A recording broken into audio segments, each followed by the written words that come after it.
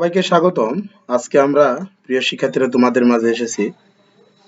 আমাদের সামনে 10 তারিখের পরের যে পরবর্তী যে পরীক্ষাটা, সে পরীক্ষাটা হবে আমাদের হলো ইংরেজি প্রথম পত্র পরীক্ষা। প্রিয় শিক্ষার্থীরা, আমরা গতানুগতিক যেভাবে তোমাদের মাঝে সাজেশন দিয়ে যাচ্ছি, সেভাবে প্রত্যেকটা সাবজেক্টের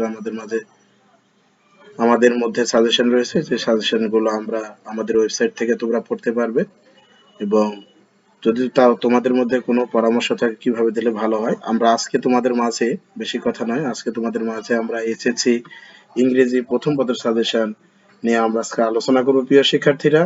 তো আমরা প্রথমে তাহলে আমাদের ওয়েবসাইট ordinate.it.com, এখানে আমরা প্রিয় শিক্ষার্থীরা যাব।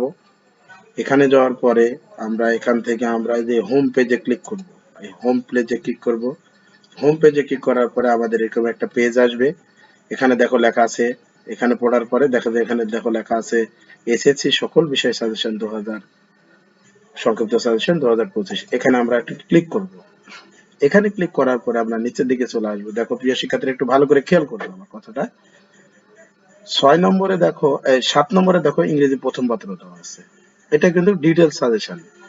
তা পরবর্তীতে নিচে দেখো এইখানে আসে ইংরেজি প্রথম পত্র শর্ট সাজেশন আপডেট করা আছে। দেখো 20 নম্বর আমাদের সাথে আছে বড় সাজেশন, এই যে ইংরেজি প্রথম পত্র। আর এখানে 20 নম্বর সিরিয়ালে আছে দেখো আমাদের সংক্ষিপ্ত সাজেশন।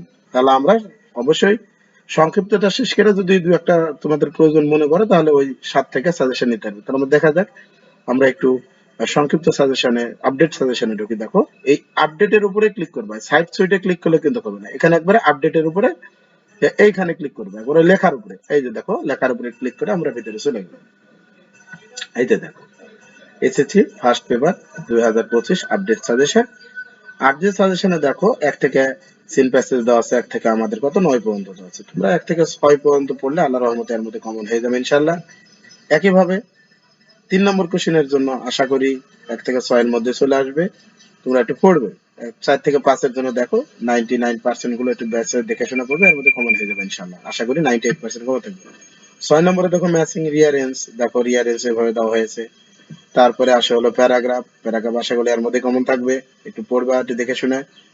আর কমপ্লিটিং স্টোরি আমাদের এর মধ্যে আছে, এবং প্রথম 6-7টার মধ্যে পড়লেই হয়ে যাবে।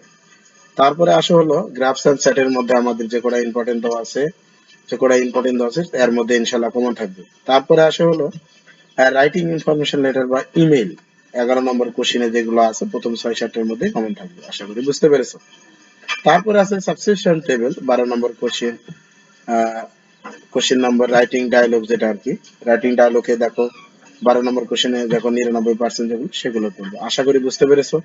এবং কেউ যদি মনে করে যে ডিটেল সাজেশন আরো পড়তে চাচ্ছি, তাহলে দেখো এই যে এখানে আবার নিচে সংক্ষিপ্ত সাজেশন নিচেই আবার লেখা আছে, এখানে ক্লিক করলে আমাদের সেই ডিটেল সাজেশনটা পেয়ে যাবে। তো আশা করছি তোমরা সবাই বুঝতে পেরেছো। দেখো ডিটেল সাজেশন অনেক বড়, আর এখানে আমাদের আসলে সংক্ষিপ্ত সাজেশন, এটা পরবর্তী 3 মাসের জন্য যেটা ইম্পর্টেন্ট সেগুলো করা হয়েছে, আশা করি বুঝতে পেরেছো।